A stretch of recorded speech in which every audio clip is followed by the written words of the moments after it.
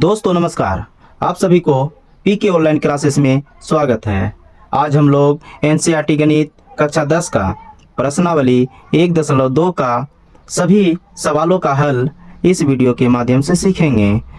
सवाल नंबर 1, निम्नलिखित संख्याओं को अभाज्य गुणनखंडों के गुणनफल के रूप में व्यक्त कीजिए। हाँ जी दोस्तों, गुणनफल के रूप में व्यक्त करने के लिए कह रहा है। सवाल नंबर 1,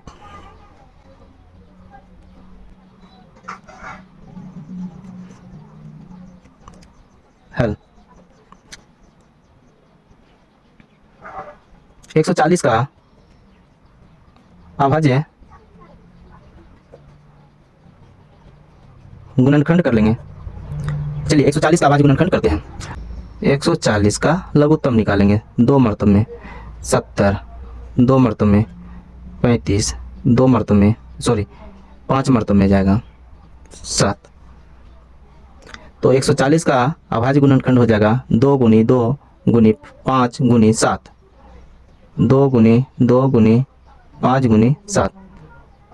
इसको पावर में लिख देंगे। 2 गुनी 2, 2 का पावर 2, 5 का पावर कुछ नहीं तो 1, 7 का पावर कुछ नहीं तो 1। ये हो गया आंसर। दूसरा सवाल है 156, हल 156 का अभाज्य गुणनखंड। 156 का खंड कर लेते हैं, रफ कर लेते हैं। 2 बार मर्तों में 7 दूनी 14, 1 बचेगा 6 3 16, 8 दूनी 16 78, फिर 2 से 3 दूनी 6, 9 दूनी 18, 3 से 13 39। तो इसका हो जाएगा 2 गुना 2 गुना 3 गुना 13। 2 का पावर 2 चढ़ जाएगा, 3 अकेले है तो 3 का पावर 1, 13 अकेले है 13 का पावर 1। ये हो गया आंसर। अब प्रश्नावली 1.2 का 3 नंबर सवाल का हल देखेंगे। आइए, क्या है 3825। 3825 का अभाज्य गुणनखंड करेंगे। 3825 का अभाज्य गुणन करते हैं। 5 से लगेगा। 5 6 के 30, 5 7 35, बचेगा 3, 2 उतरेगा 5 6 के 30, 2 25 बचे 25, 765। 765 मर्तब में कटेगा। फिर 5 से लगेगा। 5 एकम 5, बचेगा 226 बचे 25, बचा 1 उतरेगा 5 15, 5 तिया 15, 153 मर्तब में। अब 3 मर्तब में लगेगा। 5 तिया 15, 3 एकम 3, 3 वाला 17 तिया 51। तो 3825 का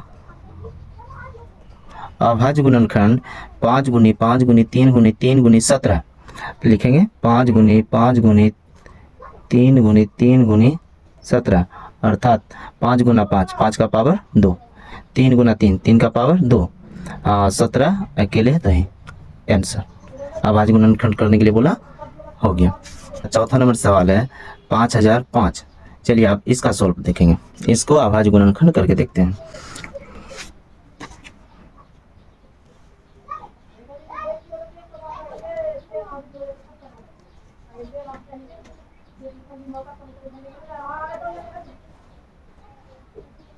चौथा नंबर सवाल क्या है 5005। सॉल्व करेंगे। 5005 का अभाज्य गुणनखंड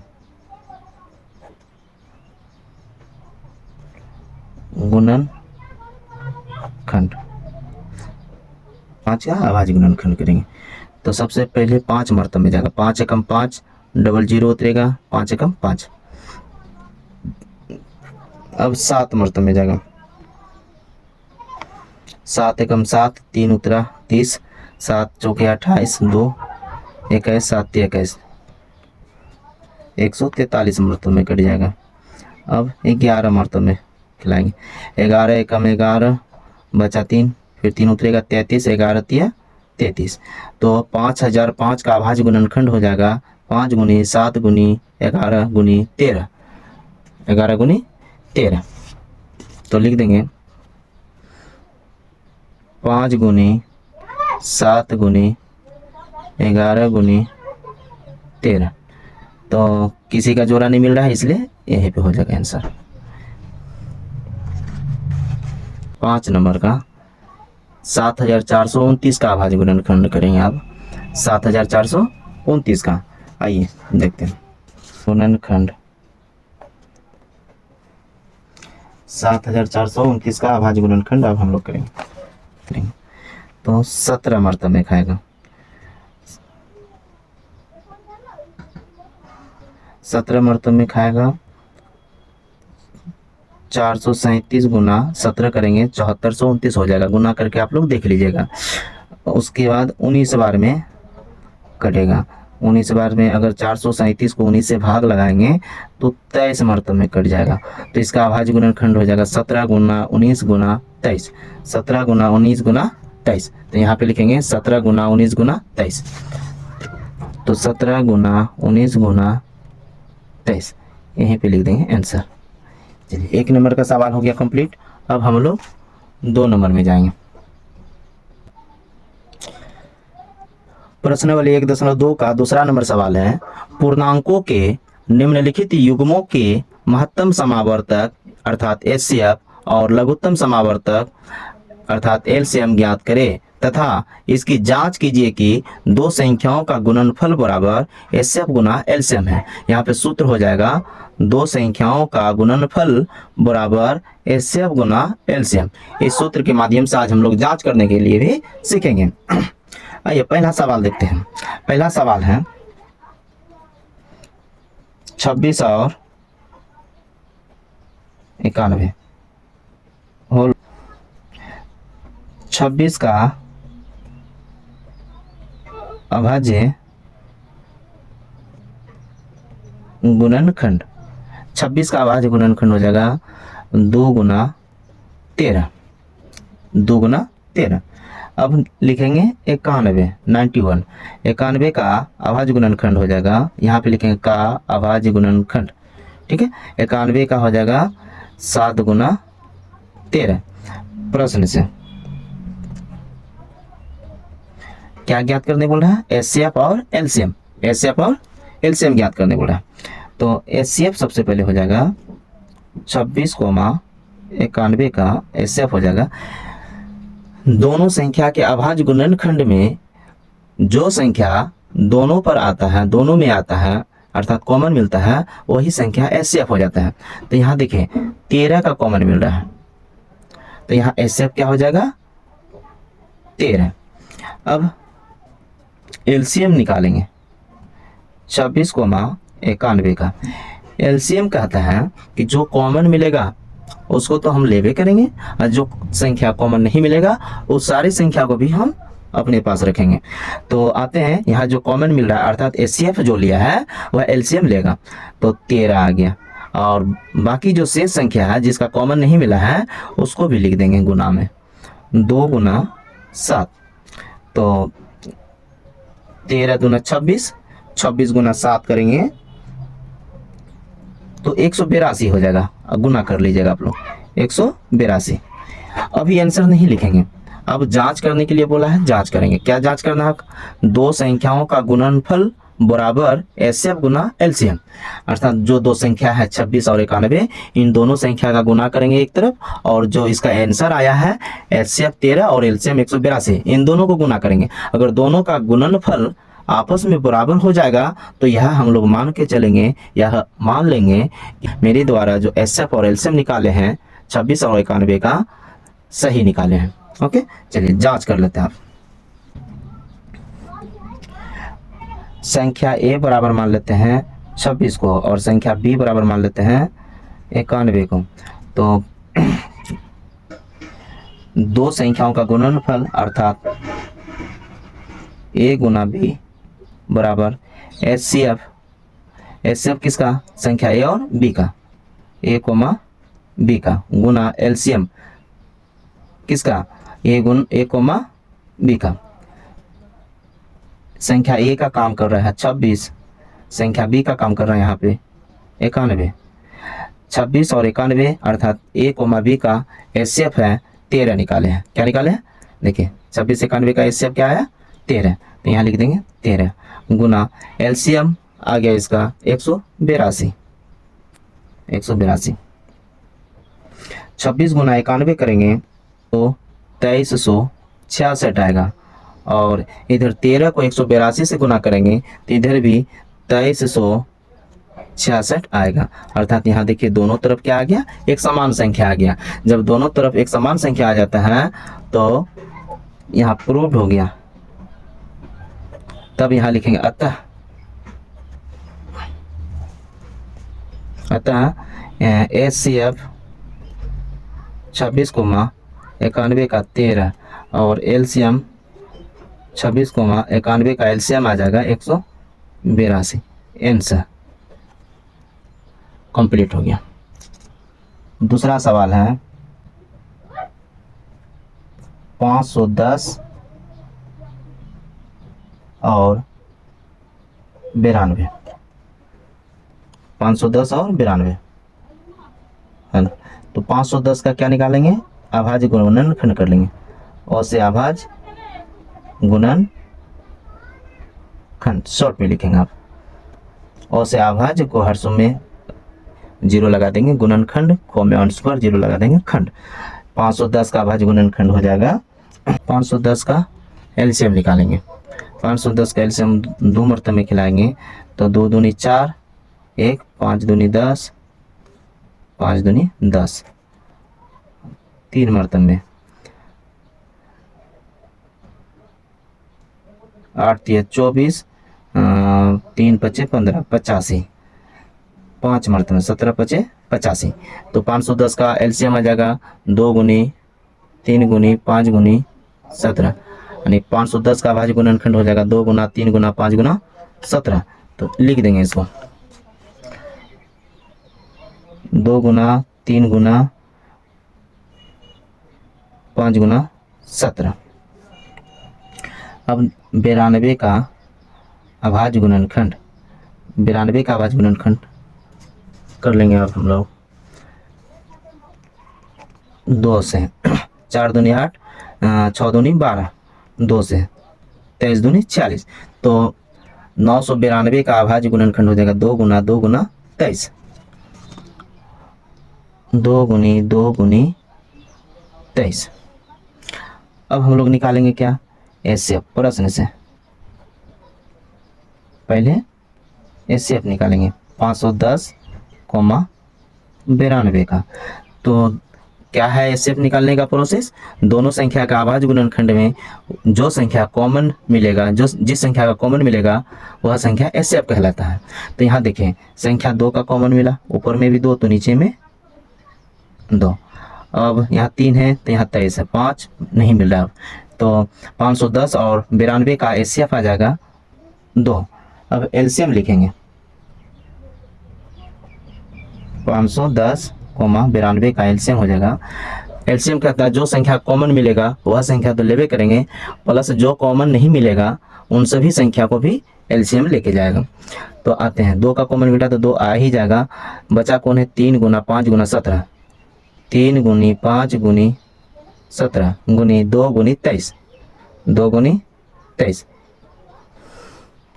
इन सबको गुना करेंगे 2 3 6 6 5 30। सबको गुना करके आएगा 23 460। हम गुना करके रखे हैं, आप लोग भी गुना करके देख लीजिएगा। ठीक है, 23 460। अब हम लोग क्या करेंगे? जांच करेंगे। जांच करने का फॉर्मूला है 2 संख्याओं का गुणनफल बराबर एचसीएफ गुना एलसीएम।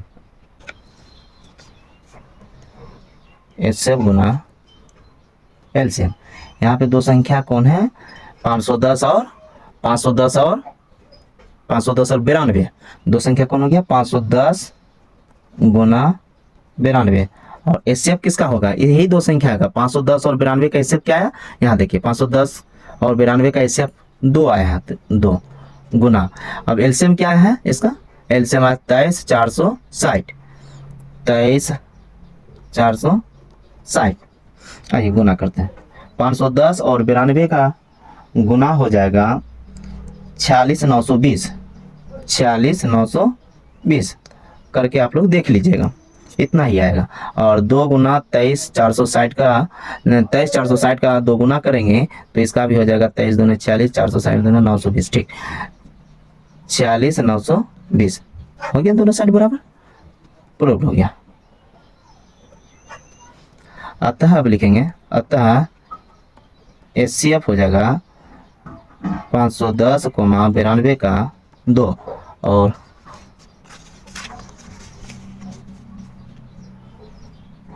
LCM हो जाएगा 510, 92 का LCM हो जाएगा 23,460 निकाल के रखे थे, ये दोनों हो गया आंसर। आइए तीसरा नंबर सवाल देखते हैं। 336 और 54 का HCF और LCM निकालेंगे। तो 336 का अभाज्य गुणनखंड करेंगे, का अभाज्य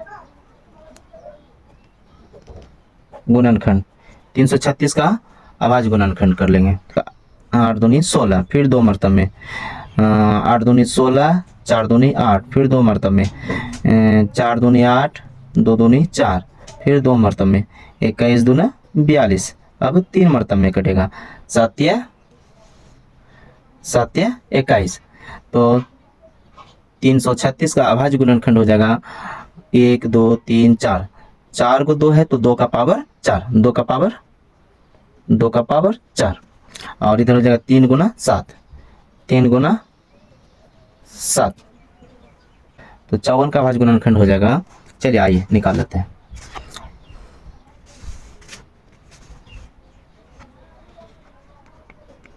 दो से 2 मरतब में कट जाएगा, 2 से लगाएंगे तो 2 दूनी 4, 7 दूनी 14, 3 से 3 9 में 27, 3 से 3 तिरिका 9, तो इसका इसका अभाज्य गुणनखंड हो जाएगा 2 गुना 1 2 3, 3 को 3 है तो 3 का पावर 3 चढ़ जाएगा, 2 गुना 3 का पावर 3।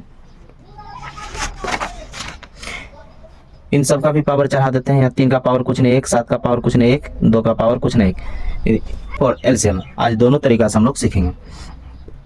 प्रश्न से क्या ज्ञात करना है, HCF ज्ञात करना है। HCF हो जाएगा 336, 54 का।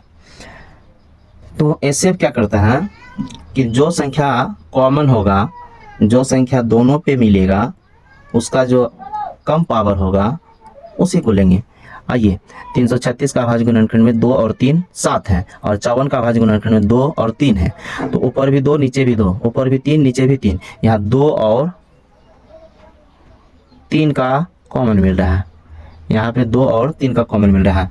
तो अब HCF है तो 2 का सबसे कम पावर क्या है, 2 का सबसे कम पावर 1 है यहाँ पे, तो 2 का पावर 1 ले लेते हैं। अब यहाँ 3 का पावर, यहाँ 3 है तो यहाँ 3 का पावर 1 है, तो HCF में कम पावर लेंगे, ध्यान से सुनिएगा, HCF में कम पावर लेंगे, तो यहाँ कम पावर क्या है, 3 का पावर 1 लिखेंगे, अर्थात 2 का पावर 1 2, 3 का पावर 1 3, 2 3 6, HCF निकल गया 6। आइए LCM देख लेते हैं आप।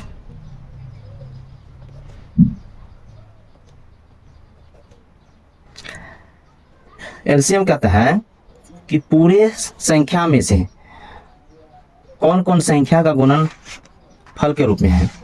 तो यहाँ देखिए संख्या 2 3 और 7, संख्या 2 3 और यहाँ भी 3 7, 2 गुना 3 गुना 7, संख्या 2 संख्या 3 संख्या 7 के अलावे चौथा और कोई संख्या है नहीं, 5 है नहीं, और कोई संख्या नहीं है तो उसमें चर्चा भी नहीं करना है। तो हम लोग सिंपल यहाँ लिख देंगे, जितना संख्या का गुणन फल के रूप में है उन सभी संख्या को गुना में लिखेंगे, अर्थात 2 गुना 3 गुना 7। अब LCM है, LCM कहता है अधिकतम पावर लेंगे, हम क्या लेंगे, अधिकतम पावर। तो यहाँ 2 है, 2 खोजेंगे, यहाँ 2 का सबसे ज्यादा पावर क्या है, 2 का सबसे ज्यादा पावर 4 है, तो यहाँ 4 बैठा देंगे। अब 3 है, 3 में देखेंगे कि सबसे अधिकतम पावर क्या है, सबसे ज्यादा पावर क्या है, 3 का पावर 3 है, तो यहाँ 3 चढ़ा देंगे। अब 7 अकेले हैं, कम पावर भी वही, अधिक पावर भी वही, तो 7 का पावर 1। आइए 2 का पावर 4, 2 गुना 2 4, 4 दूना 8, 8 8 दूनी 16, 2 का पावर 4 का मतलब हो जाता है 16, 3 का पावर 3, 3 3 का 9, 9 3 27, 3 का पावर 3 का मतलब हो जाता है 27 और 7 का पावर 1 अर्थात 7। अब 16 गुना 27 गुना 7 करेंगे तो आ जाएगा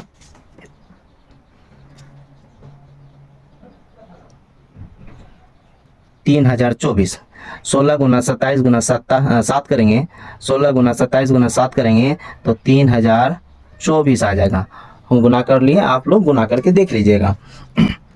एचसीएफ और एलसीएम निकल गया। अब हम लोग क्या करेंगे, जांच करेंगे एलसीएम, एचसीएफ गुना एलसीएम। यहाँ पे दो संख्या है 336 और 54, तो दोनों को गुना करेंगे बराबर। एचसीएफ आ गया है 6 और एलसीएम कितना है 3024। 36 और 54 को गुना करेंगे, आप लोग गुना करके चेक कर लीजिएगा। हम गुना करके रखे हैं 18 144। 336 गुना 54 को गुना करेंगे तो 18 144 आएगा और इधर 6 को 3024 से गुना करेंगे तो इधर भी हो जाएगा 6 18 18144। 6 को 3024 से गुना करेंगे 1800, 6 को 3024 से गुना करेंगे तो 18144 आएगा। यहाँ देखते हैं दोनों साइड क्या हो गया, इक्वल हो गया।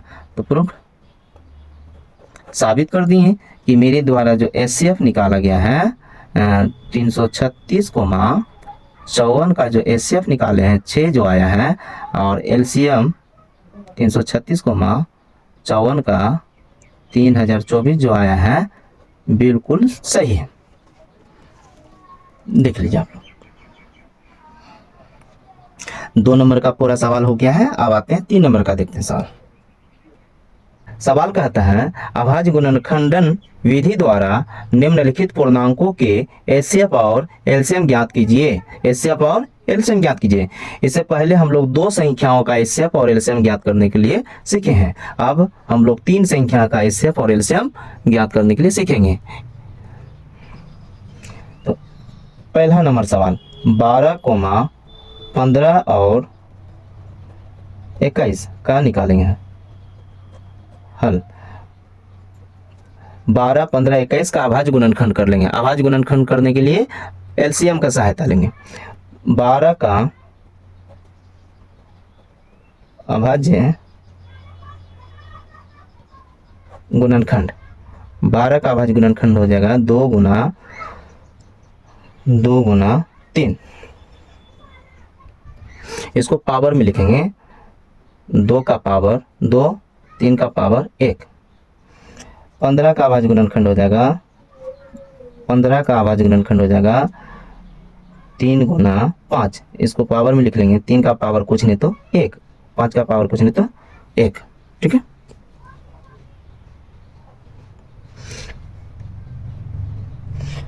इक्कीस का अभाज्य गुणनखंड कर लेंगे। 21 का अभाज्य गुणनखंड हो जाएगा 3 गुना 7। यहाँ देखिए 3 का पावर कुछ नहीं तो 1, 7 का पावर कुछ नहीं तो 1, पावर में लिख दिए। प्रश्न से क्या ज्ञात करना है, एचसीएफ और एलसीएम। तो सबसे पहले हम लोग एचसीएफ निकालेंगे। एचसीएफ हो जाएगा जो संख्या तीनों में है, अर्थात कॉमन मिल रहा है जिस संख्या का तीनों में, वह संख्या एचसीएफ में हो जाएगा। तो यहाँ देखिए 3 3 3, जो कि इसमें भी है तो इसमें भी है, इसमें भी है, तो 3 का कॉमन मिल रहा है तो 3 लिख देंगे। और 3 का सबसे कम पावर क्या है, यहाँ पे कम पावर भी 1 है और अधिकतम पावर भी 1 है। इस कंडीशन में 3 का पावर 1 लगाएंगे, अर्थात एचसीएफ क्या आ गया 3। अब हम लोग एलसीएम निकालेंगे।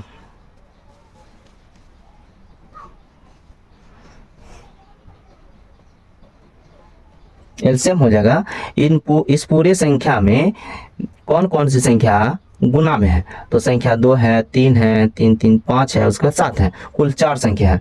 2 है, 3 है और 5 है और 7 है। 2 गुना 3 गुना 5 गुना 7 गुना के रूप में लिख दिए। अब यहाँ देखेंगे 2 का अधिकतम पावर क्या है, यहाँ 2 का अधिकतम पावर 2 है। 3 का अधिकतम पावर क्या है, अधिकतम भी वही है और न्यूनतम पावर भी 1 है। 5 का अधिकतम पावर क्या है 1। 7 का अधिकतम पावर क्या हो जाएगा 1। पावर तोड़ेंगे, 2 का पावर 2 अर्थात 4, 3 का पावर 1 3, 5 का पावर 1 5, 7 का पावर 1 7, 4 तिया 12, 12 पंचे 60, 60 गुना 7, 7 छके 42, 420। तो एचसीएफ आ गया 3 और एलसीएम आ गया यहाँ पे 420।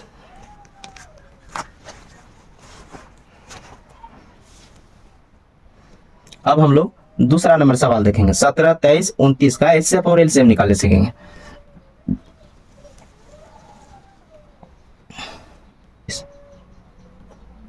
हल 17 का अभाज्य गुणनखंड, 17 का अभाज्य गुणनखंड हो जाएगा 1 गुना 17। अब 23 का अभाज्य गुणनखंड कर लेंगे, इसका भी हो जाएगा 1 गुना 23। 29 का हो जाएगा अभाज्य गुणनखंड 1 गुना 29। प्रश्न से एचसीएफ हो जाएगा, यहाँ कॉमन क्या चीज का मिल रहा है, 3 का, सॉरी 1 का मिल रहा है, यहाँ कॉमन 1 का मिल रहा है, तो एचसीएफ क्या हो जाएगा इसका 1। अब एलसीएम क्या हो जाएगा, सभी का गुना कर लेंगे, 17 गुना 23 गुना 29। 17 गुना 23 गुना 29 करेंगे तो आएगा 11 33 9। 11 33 9। आप लोग गुना करके देख लीजिएगा आंसर।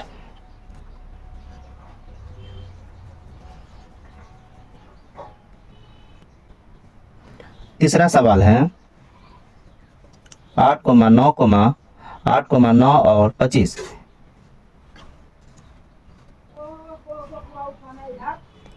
8 का अभाज्य गुणनखंड, 8 का अभाज्य गुणनखंड हो जाएगा 2 गुना 2 गुना 2, अर्थात 2 का पावर 3। 2 गुना 2 गुना 2, 3 को 2 है इसलिए पावर में लिखेंगे 3। अब 9 को करेंगे खंड, 3 गुना 3, अर्थात 3 का पावर 2। 25 का अभाज्य गुणनखंड करेंगे 5 गुना 5, अर्थात 5 का पावर में 2। एचसीएफ निकालेंगे प्रश्न से।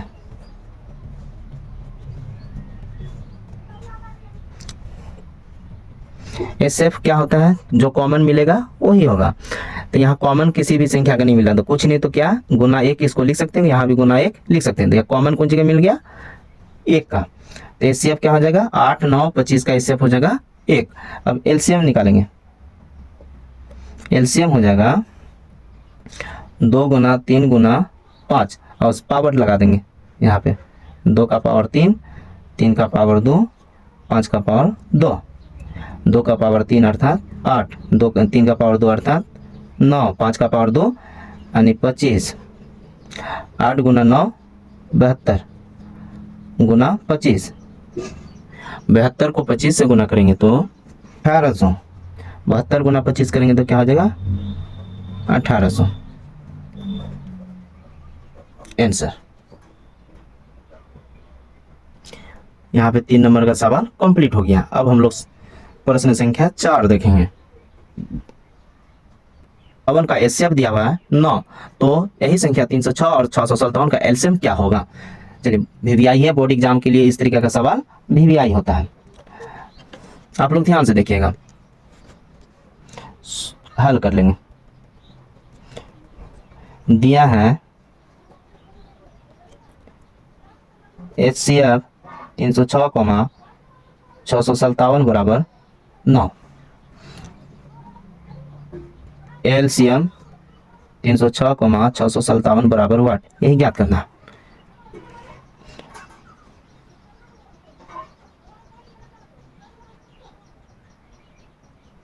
जहां ए बराबर 306 मान लेंगे और बी बराबर 657 मान लेंगे। 306 पहले है इसलिए ए का मान हो गया 306, 657 बाद में है इसलिए बी का मान हो गया 657। प्रश्न से एलसीएम बराबर सूत्र हो जाएगा 2 संख्याओं गुणनफल अर्थात ए गुना बी बटे एचसीएफ। 2 संख्या, ए का मान हो गया 306, बी का मान हो गया 657 बटे एचसीएफ कितना हो गया, एचसीएफ हो गया 9।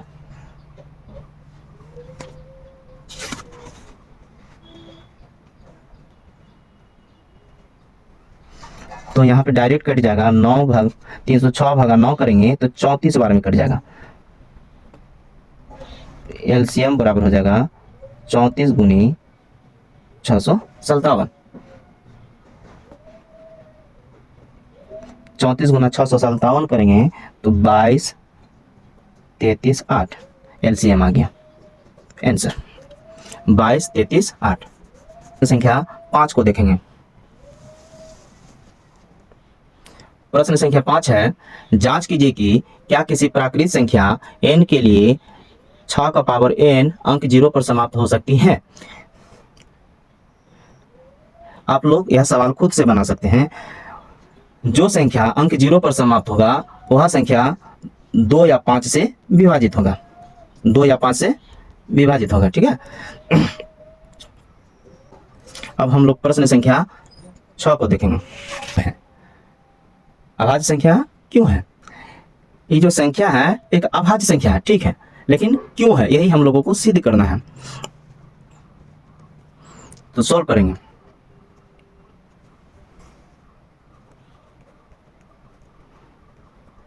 माना कि पहली संख्या a बराबर 7 गुना 11 गुना 13 प्लस 13 तथा b बराबर 7 गुना 6 गुना 5 गुना 4 गुना 3 गुना 2 गुना 1 प्लस 5 है। ठीक है, आइए पहली संख्या a को लेते हैं और इसमें चर्चा करेंगे। 7 गुना 11 गुना 13 प्लस 13।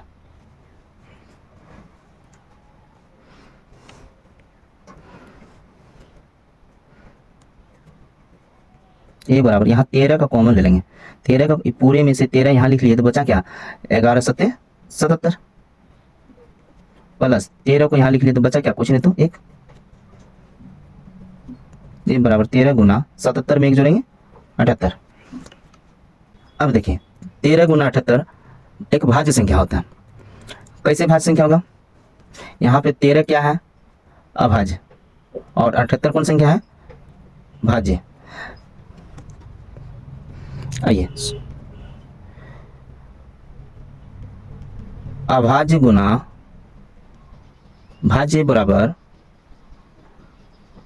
भाज्य होता है। इसको याद रखिएगा, अभाज्य संख्या को भाज्य संख्या से गुना करेंगे, जो भी गुणनफल आएगा इसका आंसर जो भी आएगा भाज्य आएगा, भाज्य संख्या के बराबर आएगा। तो यहाँ लिखेंगे, यहाँ पर अभाज्य संख्या और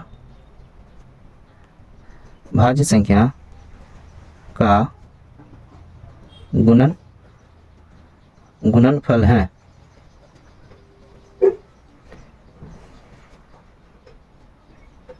इसलिए यह भाज्य संख्या होगा। आते हैं अब b वाला ले लेते हैं।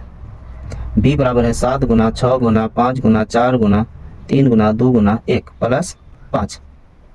b का b बराबर का बराबर, यहाँ देखिए 5 है तो 5 का कॉमन ले लेंगे। 5 का कॉमन लेंगे तो इसकी जगह 1 लिखेंगे, बाकी सेम टू सेम आएगा। 7 गुना 6 गुना इस 5 को यहाँ लिख दे तो बचा क्या, 1 गुना 4 गुना 3 गुना 2 गुना 1 का कोई मतलब नहीं है यहाँ 5, क्योंकि 1 के साथ किसी भी संख्या गुना करेंगे तो 12 दूना 24 प्लस 5। 42 को 24 से गुना करेंगे तो 1008 हो जाएगा, 1008 प्लस 5। सॉरी यहाँ 5 का कॉमन लिए हैं, यहाँ एक थोड़ी सी मिस्टेक हो गया है। यहाँ 5 का कॉमन लिए तो यहाँ कुछ नहीं तो क्या आएगा, 1 आएगा। 5 की जगह 1 लिखेंगे, अब सही हो गया। 1008 में 1 जोड़ेंगे तो 1009 हो जाएगा।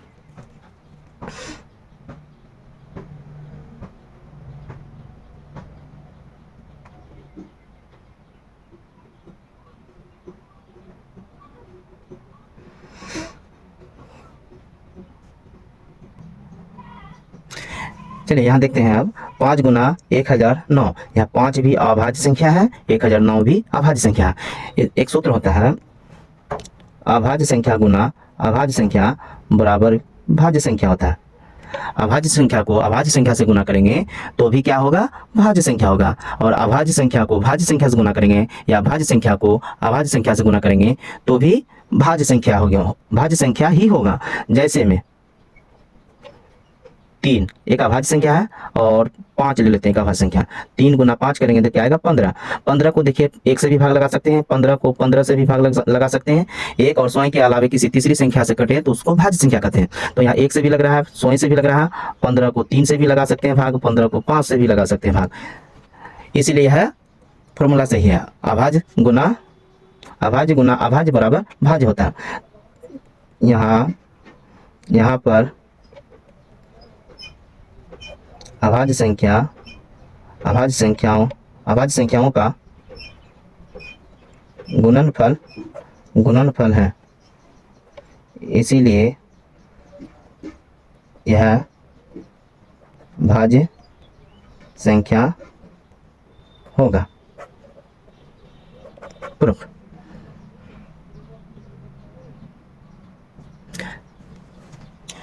धन्यवाद।